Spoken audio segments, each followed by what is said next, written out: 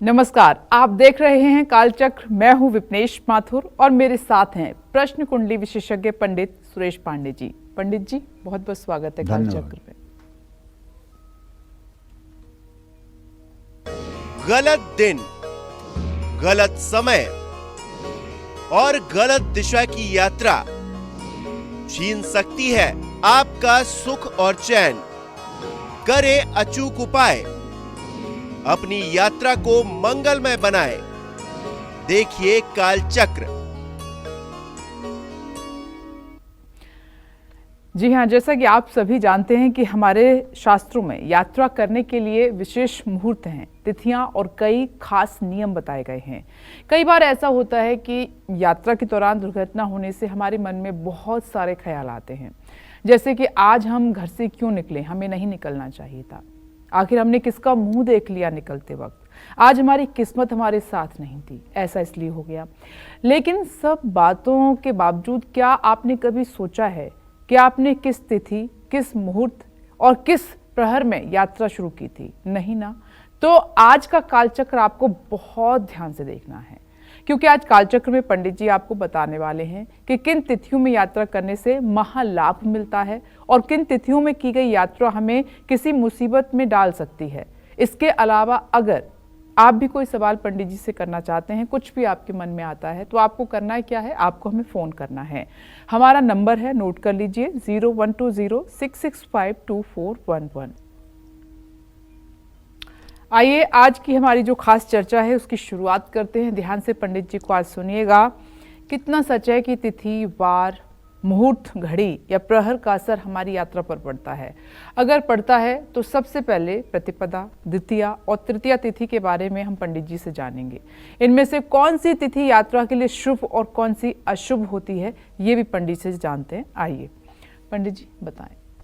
देखो विनेश, तिथियों के बारे में बात करें तो सबसे पहले अपने दर्शकों को बताना चाहूँगा कि हमारे यहाँ मुहूर्त चिंतामणि नाम का जो ग्रंथ है उसमें पूरा एक विधिवत, जैसे विवाह प्रकरण है वैसे उसमें एक पूरा यात्रा प्रकरण है। और उस यात्रा प्रकरण में हमें 5 चीज़ों पर ध्यान देने के लिए कहा गया है। पहला, दिक्सूल। दिक्सूल माने दिशासूल। जैसे सोमवार शनिवार को पूर्व नहीं जाना है, बृहस्पतिवार को दक्षिण नहीं जाना है, रविवार शुक्रवार को पश्चिम नहीं जाना है, मंगलवार बुधवार को उत्तर नहीं जाना है। ये है दिक्सूल।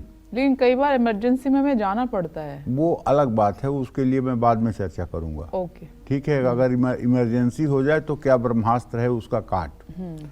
एक तो दिक्सूल हो गया। दूसरा होता है चंद्रमा का विचार। सन्मुखे अर्थलाभश्च दाहिने सुख संपदा बामे सुख विनाशाय पृष्ठे चंद्र धनक्ष। जब यात्रा आप कर रहे हैं, अगर आपके सन्मुख चंद्रमा है तो आपको धन लाभ होगा, दाहिने चंद्रमा है तो सुख संपदा आपको मिलेगी, बाएं चंद्रमा है तो सुखों का नाश होगा, पीछे चंद्रमा है तो धन का नाश होगा। अब चंद्रमा कैसे विचारोगे कि कहाँ है? तो मेषे च सिंहे धन पूर्व भागे वृखे च कन्ये मकरस्तु जाम्ये युग्मे तुले कुंभ शशि प्रतीच्याम करकालिमीने दिस्तोचरस्याम। मेष, सिंह, धनु राशि का सूर्य जो होता है वो चंद्रमा जो होता है पूर्व दिशा में। मेखे च सिंहे धन पूर्व भागे वृखे च कन्ये मकरस्तु जाम्ये। वृषभ, कन्या और मकर का चंद्रमा जो होता है वो दक्षिण दिशा में होता है। ओके। युग में तुले कुंभ शशि प्रतीच्याम। मिथुन राशि का, तुला राशि का और कुंभ राशि का चंद्रमा पश्चिम दिशा में होता है। करकालिमीने दिस्तोचरस्याम। और कर्क, वृश्चिक और मीन राशि का चंद्रमा उत्तर दिशा में होता है। तो दिशाओं का ज्ञान करके, चंद्रमा का ज्ञान करके यात्रा करना चाहिए। सन्मुखे अर्थ लाभस्य, सामने चंद्रमा रहेगा तो धन लाभ कराएगा। दाहिने सुख संपदा, दाहिने हाथ में रहेगा तो सुख संपदा देगा। बामे सुख विनाशाय, बाएं हाथ में रहेगा तो सुख का नाश करेगा। पृष्ठे चंद्र धनक्ष है और पीछे रहेगा तो धन का नाश करेगा। ओके। अब इसके बाद आती है योगिनी। योगिनी सम्मुखे धूते गमे युद्धे च मृत्युदा अशुभा वाम भागस्था पृष्ठे दक्षे जयप्रदा। योगिनी सम्मुखे धूते गमे युद्धे च मृत्युदा। योगिनी अगर सन्मुख है और बाएं है तो मृत्यु देने वाली, और अगर दाहिने और पीछे है तो सब प्रकार के सुखों को देने वाली है। योगिनी का विचार कैसे करेंगे? पु उ अन द प बाई यही विधि योगिनी जाई। पूर्व दिशा में योगिनी परिवा तिथि को रहती है, द्वितीया को उत्तर दिशा में, तृतीया को अग्निकोण में, चतुर्थी को नैऋत्य कोण में, पंचमी को दक्षिण में जी, और फिर पश्चिम में षष्ठी को, फिर सप्तमी को वायव्य कोण में और अष्टमी को ईशान कोण में योगिनी होती है। अब योगिनी कहाँ है इसका भी विचार करना चाहिए। जी, इसके बाद काल का विचार करना चाहिए। रविवार को काल जो है वो उत्तर दिशा में है, सोमवार को काल वायव्य कोण में है, मंगलवार को काल पश्चिम में है, बुधवार को काल नैऋत्य कोण में है, बृहस्पतिवार को काल दक्षिण में है, शुक्रवार को काल आग्नेय कोण में है, शनिवार को काल पूर्व दिशा में है। काल का विचार भी करना चाहिए कि काल में तो हम यात्रा नहीं कर रहे हैं। और इसके बाद राहु काल का विचार करना चाहिए कि कितने बजे से कितने बजे तक राहु काल है, उसमें यात्रा ना करें। ठीक है, तो इन सारी चीज़ों को जो हम देख करके यात्रा करते हैं तो वो शुभ यात्रा कही जाती है। ठीक है, लेकिन आजकल ऐसा पॉसिबल कहाँ है पंडित जी? देखो ऐसा है, सब कुछ पॉसिबल है। जब हम यात्रा कोई महीने 2 महीने पहले की प्लानिंग करके करते हैं तब तो हम प्लानिंग कर सकते हैं ना। हाँ, ये तो है। और अगर हमें कोई आकस्मिक यात्रा करनी पड़ रही है, अर्जेंट हमें जाना है, अभी कोई फोन आया, अभी निकलना है यात्रा पर, उसके लिए भी हमारे शास्त्रों में विधान किया गया है। जी, और क्या ऐसा करके आप निकलें कि सारे अशुभ मुहूर्त आपके लिए शुभ हो जाएं, इसे भी मैं बताऊंगा, लेकिन आखिरी सेगमेंट में बताऊंगा। ठीक है पंडित जी, ओके। एक ऐसा ब्रह्मास्त्र उपाय बताऊंगा जिसको आप करके और पूरी गारंटी के साथ आप चाहे जितने से जितने अशुभ समय में यात्रा करेंगे, लेकिन आपका बाल न बांका होगा, इसमें कोई दो राय नहीं है। ये भी शास्त्र का ही कथन है, लेकिन थोड़ा देर बाद में इसको बताऊंगा। जी, देखो, यात्रा करते समय तिथि का बहुत महत्व होता है। शुक्ल पक्ष की प्रतिपदा तिथि के दिन यात्रा मंगलकारी नहीं होती है। क्यों? क्योंकि उस दिन चंद्रबल बहुत निर्बल रहता है। ऐसे में शुक्ल पक्ष की प्रतिपदा तिथि में यात्रा करना या कोई शुभ कार्य करना वर्जित किया गया है। शुक्ल पक्ष और कृष्ण पक्ष की द्वितीया के दिन यात्रा करना शुभ होता है, इसलिए कि जिम द्वितीया को चंद्रमा शीश नवय सब कोय, द्वितीया से चंद्रमा के उदय की शुरुआत होती है, इसलिए यहाँ से यात्रा करना और शुभ कार्य करना उचित माना गया है। ऐसी यात्राएं व्यक्ति को हमेशा लाभ देती हैं और कार्यों में सफलता प्रदान करती हैं। शुक्ल पक्ष और कृष्ण पक्ष की तृतीया तिथि के दिन यात्रा करने से विजय प्राप्त होती है। कानूनी मामलों में के लिए अगर आपको कहीं जाना है तो शुक्ल या कृष्ण पक्ष की तृतीया तिथि के दिन यात्रा करें। आप तिथियों की संख्या जान लीजिए तो आगे मुझे कार्यक्रम में बताने में आपको आसानी रहेगी। परिवा छठ एकादश नंदा, द्विज द्वादश सप्तम भद्रा, तीज त्रयोदश सप्तम जाया, चौथ चतुर्दश नवमी रिक्ता, पंचमी दसवीं पूर्णिमा पूर्णा। ये मतलब कि तिथियों की 5 संज्ञाएं हैं और यथा नाम तथा गुण, जैसा इनका नाम है उसी तरह से ये फल भी करती हैं। जय मां विंध्यवासिनी। हम अपने डिस्कशन को आगे बढ़ाएंगे, लेकिन इस बीच एक दर्शक हमारे साथ मौजूद हैं। ऋतु बिहार से जुड़ गई हैं। स्वागत है आपका कालचक्र में। अपना प्रश्न पंडित जी से पूछिए। ऋतु जी, स्वागत है आपका, प्रश्न कीजिए पंडित जी से। हाँ, प्रणाम पंडित जी। हाँ, सदा सुखी रहिए।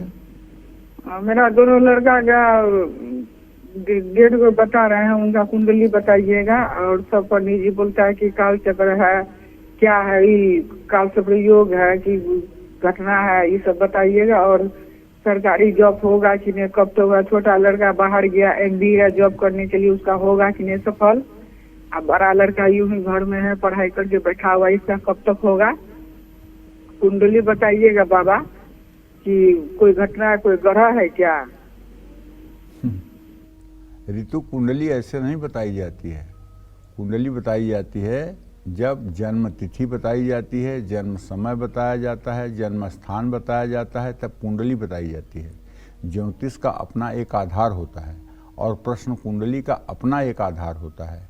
तुम तो प्रश्न कर रही हो लेकिन अधूरे प्रश्न कर रही हो। उसके आधार पे जो मैं जवाब निकल करके आ रहा है वो मैं बताना चाहूँगा कि ऋतु आपका जो बड़ा लड़का है वो निश्चित रूप से तकनीकी क्षेत्र में शनि से रिलेटेड किसी भी काम में वो सफलता प्राप्त करेगा और सुखी जीवन व्यतीत करेगा, इसमें कोई दो राय नहीं है। जहाँ तक छोटे बेटे का प्रश्न है तो मंगल शुक्र के साथ है, वो चंचल है, चपल है और महत्वाकांक्षी है। वो अपने कार्यों में सफल रहेगा, लेकिन तुम्हारे दोनों बच्चों के कुंडली में दोनों बच्चों के प्रश्न के हिसाब से सरकारी नौकरी का योग बनता हुआ नहीं दिखाई दे रहा है। तुम्हें चाहिए कि बड़े बेटे और छोटे बेटे को कहो कि वो दोनों नित्य हनुमान चालीसा का सुबह शाम पाठ किया करें और हनुमान जी की भक्ति किया करें। इससे निश्चित रूप से उन लोगों के जीवन में आने वाली कठिनाइयाँ दूर होंगी। जय मां विंध्यवासिनी। चलिए अब बात कर लेते हैं चतुर्थी, पंचमी और षष्ठी तिथि की। इन तिथियों में की गई यात्रा हमारे भविष्य पर कैसे असर डालती है? क्या इन तिथियों में यात्रा करना लाभकारी होता है या फिर इन तिथियों में यात्रा टालने में ही हमारी भलाई छिपी हुई है? आइए जानते हैं। जरा इन तिथियों के बारे में बताइए पंडित जी। देखो, शुक्ल और कृष्ण पक्ष की चतुर्थी तिथि के दिन यात्रा करना अशुभ माना गया है। अब आप कहेंगे क्यों? क्यों का जवाब ये है, चौथ, चतुर्दशी, नवमी रिक्ता। चौथ और चतुर्दशी और नवमी ये तीनों रिक्ता तिथियां हैं। रिक्ता का मतलब खाली, रिक्त माने खाली, रिक्ता माने जो खाली हो। रिक्ता सर्वत्र निंद्यते, रिक्ता तिथियां सर्वत्र निंदित होती हैं। रिक्ता तिथियां कभी किसी काम के लिए अच्छी नहीं मानी जाती हैं, चाहे वो विवाह हो, चाहे वो जनेऊ हो, चाहे वो मुंडन हो, चाहे वो विदाई हो, चाहे वो यात्रा हो। रिक्ता तिथियां कभी अच्छी नहीं मानी जाती हैं और ये रिक्ता तिथि चतुर्थी, नवमी और चतुर्दशी दोनों पक्ष की होती हैं। तो इसलिए रिक्ता तिथि में तो यात्रा ना करें। इस तिथि में यात्रा करने से बड़ी रुकावट और अनहोनी होने के योग बनते हैं। शुक्ल या कृष्ण पक्ष की पंचमी तिथि के दिन शुरू की गई यात्रा लाभदायक होती है और मनोकामना पूर्ण करने वाली होती है, क्योंकि पंचमी, दशमी, पूर्णिमा, पूर्णा ये पूर्णा संज्ञक तिथि है और पूर्णा का मतलब जो सब कुछ अपूर्ण को भी पूर्ण करे। तो इसमें जो आप यात्रा करेंगे तो निसंदेह आपको आपकी मनोकामना पूरी होती हुई दिखाई देगी। किसी खास उद्देश्य से घर से निकल रहे हैं और तिथि पंचमी है तो सफलता जरूर मिलेगी। शुक्ल या कृष्ण पक्ष की षष्ठी तिथि में शुरू की गई यात्रा मनचाहा फल कभी नहीं देती है। परिवार छठ, एकादश, नंदा ये नंदा तिथि है और नंदा तिथि में यदि आप यात्रा कर रहे हैं तो मन के अनुकूल फल नहीं मिलता है और इस यात्रा का सेहत पर बुरा प्रभाव भी पड़ता है। इसलिए कोशिश करना चाहिए कि परिवार छठ और एकादश इन तीन तिथियों में यात्रा ना करें। जय मां विंध्यवासिनी। एक दर्शक इस बीच पंडित जी से बातचीत करना चाहती हैं। तनिष्ठा गोवा से जुड़ गई हैं। स्वागत है आपका। सवाल कीजिए पंडित जी से। प्रणाम पंडित जी। सुखी रहिए, जरा जोर से बोलिए, आपकी आवाज आ नहीं रही। पंडित जी, मेरा जन्म है 8 मार्च 2007, 4:50 गांधीधाम, गुजरात में।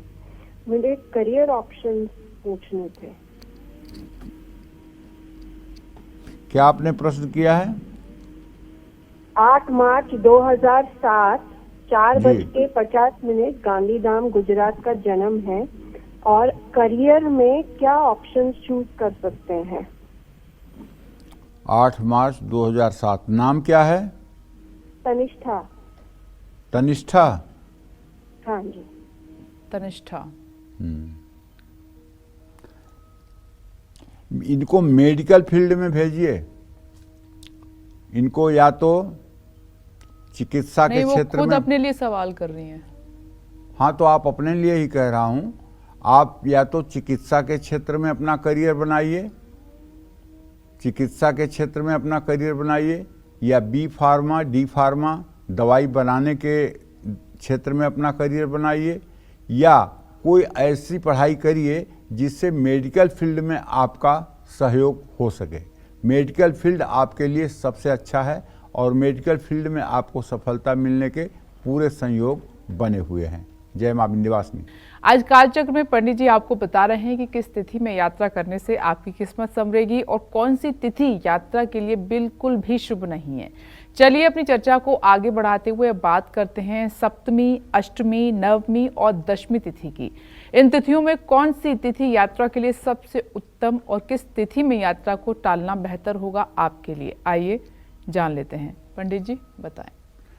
देखिए, शुक्ल पक्ष या कृष्ण पक्ष की सप्तमी तिथि के दिन से शुरू की गई यात्रा से धन लाभ होता है। ऐसे में इस तिथि को यात्राएं धनदायक मानी जाती हैं। शुक्ल पक्ष या कृष्ण पक्ष की अष्टमी तिथि के दिन से शुरू की गई यात्रा तनाव बढ़ाने का काम करती है। ऐसे में इस तिथि में यात्रा कभी भी शुरू नहीं करनी चाहिए। शुक्ल और कृष्ण पक्ष की नवमी तिथि के दिन शुरू की गई यात्रा में मृत्यु तुल्य कष्ट की प्राप्ति होती है। मैंने पहले ही बता दिया कि ये रिक्ता तिथि है। ऐसे में इस तिथि की यात्रा अशुभ मानी गई है। शुक्ल और कृष्ण पक्ष की दशमी तिथि के दिन से शुरू की गई यात्रा शुभ होती है। प्रॉपर्टी की खरीद बिक्री करनी हो या संपत्ति का कोई काम करना हो तो ऐसी यात्राओं की शुरुआत शुक्ल या कृष्ण पक्ष की दशमी तिथि से करना चाहिए। जय मां विंध्यवासिनी। और हम सिंह राशि की बात करें, आपका राशिफल जाने उससे पहले एक दर्शक हमारे साथ मौजूद हैं, वो पंडित जी से बात करना चाहते हैं। स्वागत है आपका कालचक्र में। अपना नाम बताएं और अपना सवाल पंडित जी से करें और कहां से बात कर रहे हैं आप? हेलो। हाँ बोलिए। हम समस्तीपुर से बोल रहे हैं। क्या नाम है? प्रणाम पंडित जी। खुश रहिए। क्या नाम है? कामनी नाम है। अच्छा, मैं अपने पुत्र के लिए पूछ रहे हैं। किसके बारे में? मैं अपना लड़का के नाम से। अपने पुत्र के लिए। अच्छा, वो कितने साल के हैं आपके लड़के? चंचल नाम है। नाम तो चंचल है, तो कितने साल के हैं? 1993 का जन्म है, 27 फरवरी का। ठीक है, क्या जानना चाहती हो? पूछना चाहती हूँ, जो 5 साल शादी को हो गया, अभी तक बाल बच्चा नहीं हुआ है और उसको करियर के बारे में पूछ रहे हैं। चलिए, चंचल को संतान योग की प्राप्ति के लिए मीन राशि से पंचम भाव का स्वामी चंद्रमा और चंद्रमा बृहस्पति का खराष्टक योग है। संतान प्राप्ति में बाधा है, नीच का चंद्रमा है, संतान प्राप्ति होना बहुत असंभव दिखाई दे रहा है। इसलिए किसी अच्छे चिकित्सा के, अच्छे डॉक्टरी का परामर्श आपको लेना चाहिए। किसी अच्छे डॉक्टर की सेवा लेनी चाहिए, क्योंकि संतान योग एकदम नगण्य है, न के बराबर है। और चंद्रमा जब नीच राशि का होता है तो प्रश्नकाल में जवाब नकारात्मक होता है। ऐसे में संतान योग नहीं दिखाई दे रहा है। किसी अच्छे चिकित्सक से परामर्श लें, आगे जैसी हो हरि इच्छा। चर्चा को आगे बढ़ाएंगे, लेकिन बेंगलुरु से दर्शक नीता जी जुड़ गई हैं अपने सवाल के साथ। स्वागत है आपका। अपना सवाल आप पंडित जी से कर सकती हैं। हेलो। हाँ बोलिए। हाँ प्रणाम पंडित जी। हाँ सदा सुखी पंडित जी, रहिए। मेरा बेटा का जन्म भागलपुर में जन्म है, बिहार, 14 अक्टूबर 1993 जी। और 10:50 टाइम है जी। भागलपुर जन्म स्थान है। क्या नाम है पंडित बेटे जी, का? हिमांशु। जी। पंडित जी, उसका शादी कब होगा, करियर कैसा रहेगा और वो मंगलिक है क्या? देखिए, मंगल तो उनके छठे भाव में बैठा हुआ है, मंगलिक का ज़्यादा प्रभाव तो नहीं है। लेकिन अभी जो हिमांशु के विवाह की स्थिति दिखाई दे रही है, चंद्रमा शनि चतुर्थ दशम है, विवाह में बहुत देर हो गया है, 31 साल के हो गए हैं और अभी भी मुझे विवाह में विलंब होता हुआ दिखाई दे रहा है। अभी इनका विवाह 2024 नवंबर दिसंबर के पहले होता हुआ नहीं दिखाई दे रहा है। और शुक्र की स्थिति ठीक नहीं है। एक बार आपको चाहिए कि इनके शुक्र ग्रह की शांति करवाएं। शुक्र ग्रह के मंत्र ओम सुं शुक्राय नमः, इस मंत्र का 10 माला जप हिमांशु रोज 10 माला 72 दिनों तक करें। माँ दुर्गा की पूजा करें, घी का दिया जलाएं और ओम क्लीम पत्नी मनोरमाम देह मनोवृत्तानुसारिणीम तारिणीम दुर्ग संसार सागर से कुलोद्भवम, इस मंत्र का 10 माला जप 125 दिन करें, तब जाकर के इनके विवाह का योग बनेगा। विवाह में बहुत विलंब की स्थिति अभी भी बनी हुई है और 31 साल के हो गए हैं। अगर उपाय नहीं करेंगे तो फिर 33वें साल के पहले विवाह होने का कोई योग नहीं है। जय मां विंध्यवासिनी। नोएडा से कॉलर हमारे साथ हैं प्रतिमा जी, स्वागत है आपका कालचक्र में। अपना सवाल पूछिए पंडित जी से। हेलो जी, थोड़ा जोर से बोलिए प्रतिमा जी। हेलो। हाँ बोलिए। हाँ पंडित जी, राधे राधे। श्री राधे। पंडित जी, मेरा छोटा बेटा है 18/7/2010। ये बड़ा नालायक है, पढ़ता नहीं है। मैं सब दुखी हूँ, पढ़ता नहीं है ये। आपके छोटे पुत्र भाव का स्वामी बृहस्पति, उससे पंचम भाव का स्वामी चंद्रमा, बृहस्पति और चंद्रमा की स्थिति प्रश्न काल में 6ठा 8वां है। बिल्कुल उसका पढ़ाई में इंटरेस्ट नहीं है और पढ़ाई में इंटरेस्ट नहीं है तो पढ़ाई में इंटरेस्ट हो इसके लिए आपको चाहिए कि आप उसे अपने साथ लेकर के हर सोमवार को शिव मंदिर जाया करिए। सुबह सुबह शिव मंदिर जाया करिए और उसके हाथ से जल दूध बेलपत्र शिवलिंग पर चढ़वाया करिए और उससे नमः शिवाय बोलवाया करिए। और नहीं तो ये पढ़े ओढ़ेगा नहीं, क्योंकि चंद्रमा नीच का प्रश्न काल में है, जिसका उत्तर यही होता है कि अगर चंद्रमा नीच का हो तो प्रश्न काल में प्रश्नकर्ता की बात का उत्तर जो है वो नकारात्मक ही होता है। तो सीधी सीधी एक लाइन की बात है कि ये पढ़ाई फिर 12वीं के ऊपर नहीं कर पाएगा, लेकिन अगर नमः शिवाय का जप करना शुरू कर दे, शिव की आराधना शुरू कर दे तो पढ़ाई कर सकता है। और अब बात एकादशी, द्वादशी और त्रयोदशी की करते हैं। इन तिथियों में किस तिथि में की गई यात्रा धन हानि कराती है? कौन सी तिथि कारोबारी यात्रा के लिए शुभ मानी गई है और किस तिथि में की गई यात्रा से निराशा ही हाथ लगेगी आपके? आइए जानते हैं, पंडित जी बताएं। देखिए, शुक्ल या कृष्ण पक्ष की एकादशी तिथि के दिन शुरू की गई यात्राओं का सेहत पर बुरा असर नहीं पड़ता है। यात्रा की करने वाले की सेहत अच्छी रहती है। ऐसे में इस तिथि की यात्रा लाभदायक होती है। शुक्ल और कृष्ण पक्ष की द्वादशी तिथि के दिन शुरू की गई यात्रा से धन लाभ कम होता है और खर्च बढ़ता है। ऐसे में द्वादशी तिथि की यात्राएं लाभ कम और हानि का कारण ज़्यादा बनती हैं। शुक्ल और कृष्ण पक्ष की त्रयोदशी तिथि के दिन शुरू की गई यात्रा शुभ होती है। मुश्किल से मुश्किल यात्रा को त्रयोदशी तिथि शुभ बना देती है।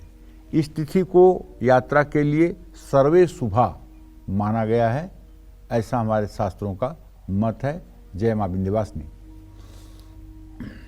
और इस बीच लवीना जी जुड़ गई हैं अपने सवाल के साथ। स्वागत है आपका। आप जोधपुर से बात कर रही हैं, अपना प्रश्न पूछिए पंडित जी से।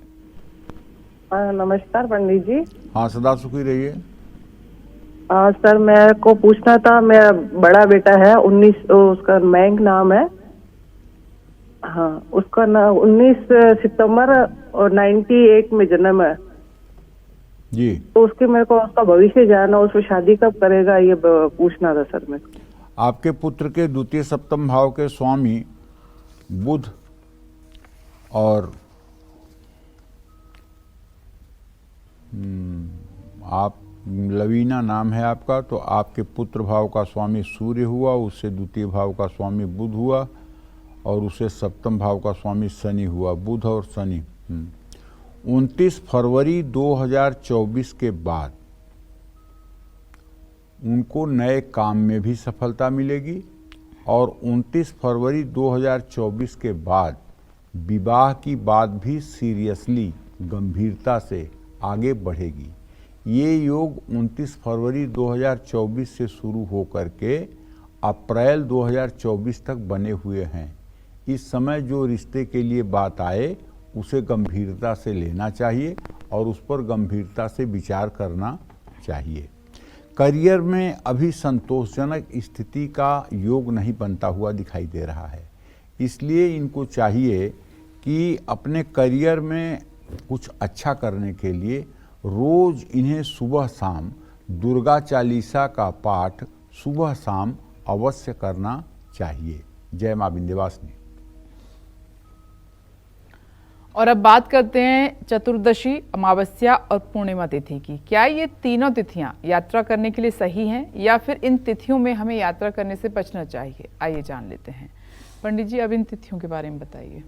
देखिए, मैंने पहले ही कहा था चौथ, चतुर्दश, नवमी रिक्ता। शुक्ल पक्ष और कृष्ण पक्ष की चतुर्दशी तिथि के दिन शुरू की गई यात्रा हमेशा हमेशा नुकसान देती है।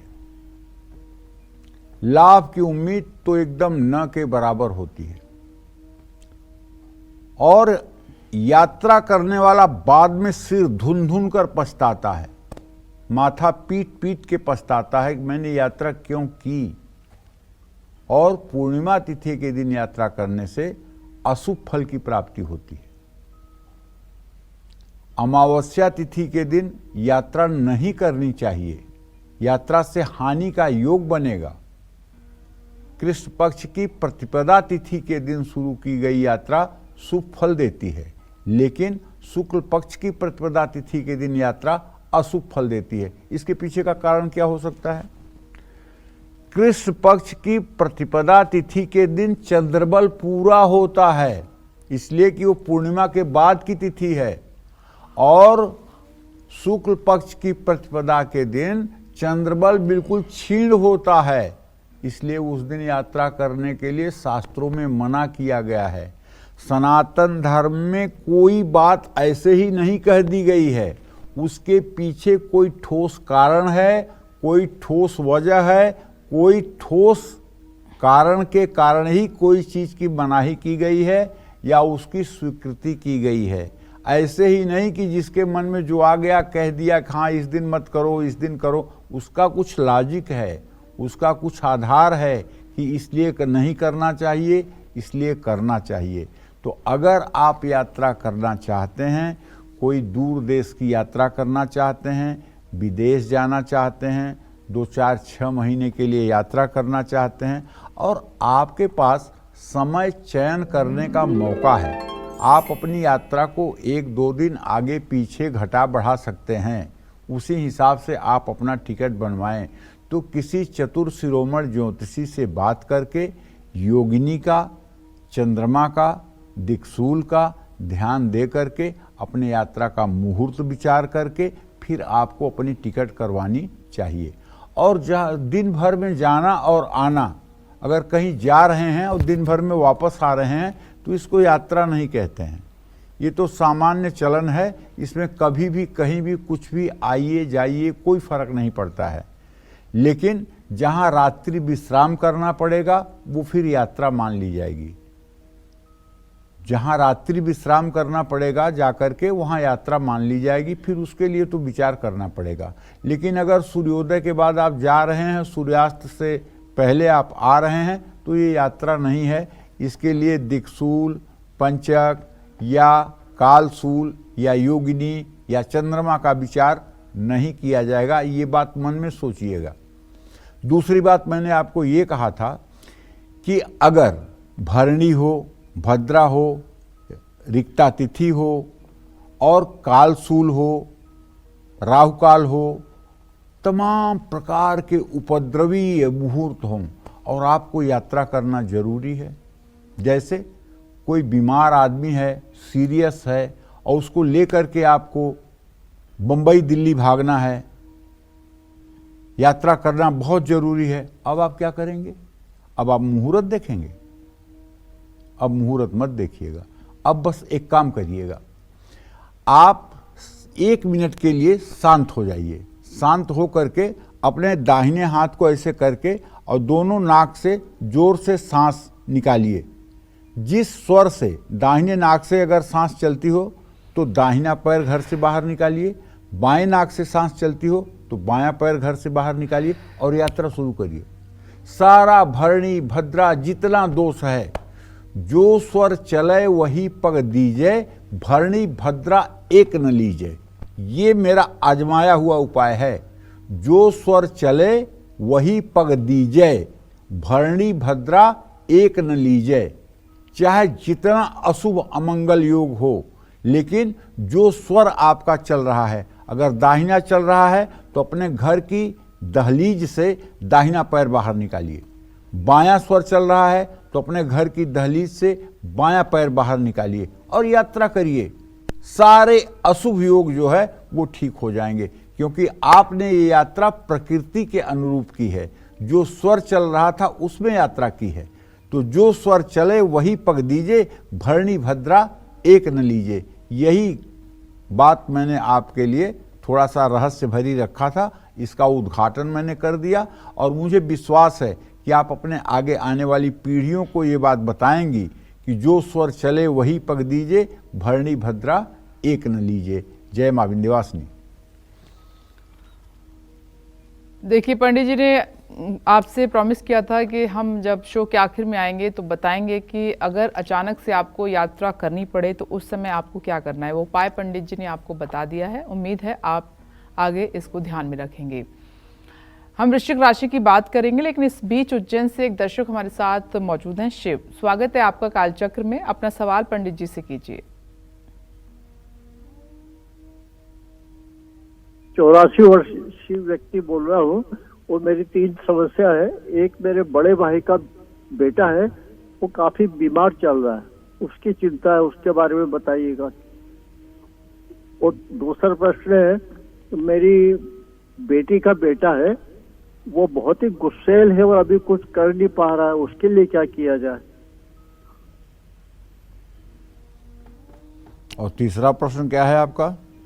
तीसरा प्रश्न है कि मैं 7 महीने से चाक्षुषी विद्या का पाठ कर रहा हूँ, लेकिन कोई विशेष परिवर्तन मुझे अभी तक दिखाई नहीं दिया है। क्या कर रहे हैं? चाक्षुषी विद्या का पाठ कर रहा हूँ मैं आंखों के लिए। देखिए, पहली बात तो ये कहना चाहता हूँ कि आपने अपने बड़े भाई के बेटे के स्वास्थ्य के बारे में पूछा है। तो देखिए, ऐसा है कि आपके बड़े भाई के भाव का स्वामी बृहस्पति, उससे पंचम भाव का स्वामी मंगल और उससे रोग स्थान में केतु बैठा हुआ है। आपके बड़े भाई के बेटे को नस संबंधी रोग है, नर्व सिस्टम का रोग है। और ये नर्व सिस्टम का रोग इतना आसान नहीं है, ये दीर्घकालिक रोग है और इसको ठीक होने में 7-8 महीने का समय लग सकता है। आपको चाहिए कि आप उस बच्चे की सलामती के लिए विष्णु सहस्त्र नामावली का 1100 पाठ करवा दें, या घर में एक पाठ नित्य होने लगे, उससे उसको राहत मिलेगी। जहाँ तक आपने अपने दूसरे रिलेटिव के बारे में पूछा है कि वो गुस्सा बहुत करता है और कोई काम नहीं करता है, तो उसके बारे में तो यही कहना चाहूँगा कि वो अगर खुद से ठीक होना चाहे तो 100 दिनों तक सुंदरकांड का पाठ करे शाम को, और अपने मन में ये इच्छा रखे कि मुझे कुछ करना है। वरना ज़बरदस्ती तो कोई कुछ करवा नहीं सकता है, क्योंकि प्रश्न लग्न से जीविका भाव में नीच का बृहस्पति चंद्रमा है। ऐसे लोग अपने भविष्य को लेकर के चिंतित नहीं होते हैं, और ऐसे लोग हर समय जहाँ जिस डाल पे बैठते हैं वही डाल काटते हैं, मतलब जिस पेड़ पर बैठे हैं वही पेड़ काटते हैं। ऐसे लोगों को अपने भविष्य की जरा सी भी चिंता नहीं होती है, तो फिर ऐसे लोगों को ठीक करना थोड़ी सी कठिन बात होती है। लेकिन अगर मन में अपने सोच बदलें, मन में अपने विचार बदलें और सुधरने की कोशिश करें तो उपाय काम करेंगे, वरना उपाय भी बेकार है। जहाँ तक आपने चाक्षुषी विद्या की बात की है, तो देखिए, चाक्षुषी विद्या का काम जो है वो 5 साल, 7 साल, 8 साल, 10 साल, 12 साल, 14 साल के लड़कों के लिए है, 18 साल, 20 साल के युवकों के लिए है। आपकी उम्र 84 साल है। अब वैसे भी आँखों की स्थिति, अगर आप सोचें कि 84 साल की उम्र में मंत्र पढ़ करके आप युवक बन जाएं, तो ये तो असंभव है। हाँ, अगर आप चाक्षुषी विद्या का पाठ करते रहेंगे और चाक्षुषी विद्या का 5 बार पाठ करेंगे, सूर्य को अर्घ देंगे, तो मैं ये गारंटी दे सकता हूँ कि आप जब तक जीवित रहेंगे तब तक आप अंधा नहीं होंगे, अंधे नहीं होंगे, इसकी गारंटी है। और आपके कुल में, आपके खानदान में कोई अंधा नहीं पैदा होगा, इसकी भी गारंटी है। लेकिन चमत्कार हो जाएगा, नवयुवकों की तरह आपकी आंख हो जाएगी, ऐसा नहीं है। उम्र के हिसाब से सब चीज़ों का फर्क होता है। तो ये बात ध्यान देने योग्य है। चाक्षुषी विद्या अमृत है, इसमें कोई दो राय नहीं है। लेकिन सूखे पेड़ में चाहे जितना पानी डाल दिया जाए, वो हरा होने में तो समय लगता है। इसलिए आप पूरे आस्था श्रद्धा के साथ चाक्षुषी विद्या का पाठ करते रहिए। जय मां विंध्यवासिनी। और अब बारी है आज के हमारे कुंडली विजेता की। गया बिहार के रहने वाले सुभाष कुमार, और इन्होंने ईमेल के जरिए अपने भविष्य के बारे में जानना चाहा है। पंडित जी, इनकी डिटेल है, नाम है सुभाष कुमार और डेट ऑफ बर्थ है 25 सितंबर 2000। समय है 8 बजे का सुबह का, गया बिहार। इनका सवाल ये है कि एक तो ये आर्थिक संकट से घिरे हैं, उपाय बताएं, और भविष्य कैसा रहेगा। देखो, पहली बात तो यह है कि तुम्हारे पहले प्रश्न को मैं टर्मिनेट करता हूं, क्योंकि अभी तुम्हारी उम्र 24 साल की है और 24 साल में ही तुम्हें आर्थिक संकट घेर लिया, तो बहुत ज़्यादा एक्टिव मत बनो। तुम्हारे कुंडली में राजयोग है, बुध और शुक्र की युति लग्न में है। लग्नेश और भाग्येश दोनों लग्न में हैं। तुम राजयोग में पैदा हुए हो, राजा बन करके ही मरोगे, बिना राजा बने नहीं मरोगे, गारंटी है हमारी। दूसरी बात, मंगल चंद्रमा का लक्ष्मी योग तुम्हारे एकादश भाव में है। पैसा तुम्हारे पीछे घूमेगा, तुम पैसे के पीछे नहीं जाओगे। और कुंडली तुम्हारी इस बात का संकेत कर रही है कि अभी से लेकर 27 मई 2025 तक तुम जो भी प्रयास करोगे उसमें तुम्हें सफलता मिलेगी। तुम्हारा पूरा भविष्य अच्छा है। आर्थिक संकट को भूल जाओ। बस एक काम कह रहा हूं, अगर ये कर लो तो फिर जिंदगी बन जाएगी। रोज दुर्गा चालीसा का 10 पाठ सुबह उठ करके कर लिया करो, और कहीं जाने से पहले अपने माँ का चरण छू लिया करो, और कोई काम करने से पहले अपने माँ से 5 रुपया लेकर के अपने जेब में डाल के घर से निकला करो, और घर आने के बाद माँ को कुछ जरूर दिया करो। ये करना शुरू कर दो, फिर देखो अगर आपकी ज़िंदगी न बदल जाए तो फिर आप फ़ोन करके टीवी पे बताना कि गुरुजी आपने जो कहा था वो कुछ नहीं हुआ, मैं अपनी गलती मानूंगा। लेकिन ये उपाय करो, किस्मत अच्छी है, किस्मत का रोना मत रो। राजयोग में जन्म हुआ है, लक्ष्मी योग में जन्म हुआ है। खुश और प्रसन्न रहो, सारी सफलता आपको मिलेगी, बहुत जल्दी मिलेगी। जय मां विंध्यवासिनी। में चलिए अब जल्दी से आज के स्पेशल सेगमेंट की शुरुआत करते हैं। पंडित जी से जानते हैं कि अक्सर हमने देखा है कि आरती करने के बाद शंख में रखा जल लोगों पर छिड़का जाता है। इसके पीछे क्या कारण है, या यूं कहें कि इसके पीछे का वैज्ञानिक आधार क्या है? जल्दी से जानते हैं पंडित जी से। पंडित जी, ये तो सच है, लेकिन क्यों छिड़का जाता है? इसके पीछे का कारण क्या है? अब देखो, ऐसा है, मैं बार बार यही कहता हूं कि सनातन धर्म में कोई छोटा सा भी कार्य बिना लॉजिक के नहीं होता है। आरती के बाद ज्यादातर शंख में रखा हुआ जल लोगों पर छिड़का जाता है। ब्रह्म वैवर्त पुराण के अनुसार शंख में जल भरकर देव स्थान में रखा जाता है और उससे सभी पूजा सामग्रियां शुद्ध की जाती हैं। शंख में गंधक, फास्फोरस और कैल्शियम की मात्रा होती है। इस पर अर्धचंद्राकार चंदन का तिलक लगाने से इसमें रखा जल शुद्ध और शीतल हो जाता है। जब इसे शंख में रखा जल लोगों में छिड़का जाता है तो सभी वस्तुएं शुद्ध होकर, रोगाणु रहित होकर शुद्ध हो जाती हैं। इसका लाभ सभी को मिलता है, यही कारण है। जय मां विंध्यवासिनी। पंडित जी, आज हमारे दर्शकों को इतनी महत्वपूर्ण जानकारी देने के लिए आपका धन्यवाद। धन्यवाद। इसी के साथ उम्मीद करते हैं कि आपको आज का हमारा विषय बहुत पसंद आया होगा। कल फिर एक नए विषय और आपकी परेशानियों को दूर करने के लिए ढेरों उपाय लेकर आएंगे हम पंडित सुरेश पांडे जी के साथ। तब तक के लिए कालचक्र की पूरी टीम को दीजिए इजाजत। नमस्कार।